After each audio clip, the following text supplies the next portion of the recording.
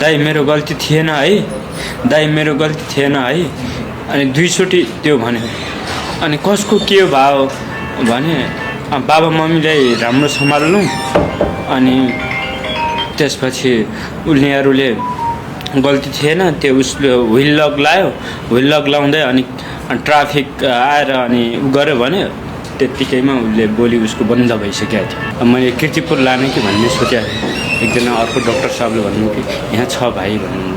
ठिक छ त, अहिले बरु पछि लैजाउँला, अहिले यस्तो अवस्था छ, थोरै सास लम्ब्याउन पाए पनि त हुन्थ्यो भन्ने भएर गृहमन्त्रीज्यू लगायत प्रधानमन्त्रीको सचिवालयको सबै टिमै अनि आउनु भएर रातभरि लगभग खटिनुभयो। बिहानपल्टि अब सिमी खुट्टा अनि मैले बनाएको थिएँ 10 बजे हो, आउँदैन, 11 बजे आउँदैन। अनि मैले के सोचेँ, अब पठाउ गर्ने मान्छे अब एक्ज्याक्टली टाइम त हुँदैन, आउला आउला भन्ने भयो।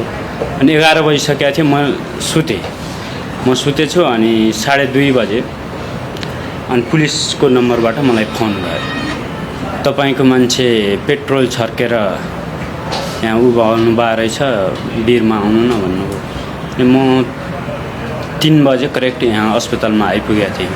अब उसको बोली अलिअलि फुटिरहेको थियो म आउँदा चाहिँ।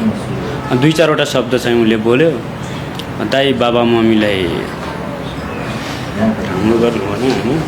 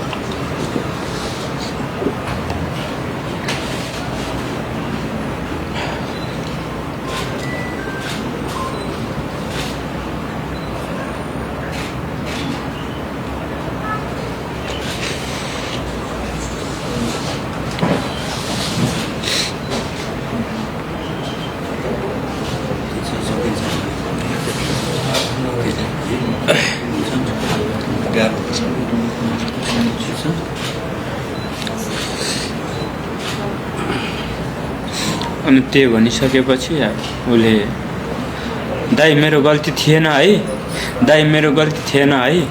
अनि दुईचोटि त्यो भन्यो। अनि कसको के भाव भने बाबा मम्मीलाई राम्रो सम्हाल्नु। अनि त्यसपछि उनीहरूले गल्ती थिएन, त्यो उसले व्हिल लक लायो, व्हिल लक लाउँदै अनि ट्राफिक आएर अनि गऱ्यो भने त्यत्तिकैमा उसले बोली उसको बन्द भइसकेको थियो। ट्राफिक भन्यो अब अनि त्यस व्हिल लक लायो भने त्यतिमै उसको बोली बन्द भइहाल्यो। अनि बन्द भइसकेपछि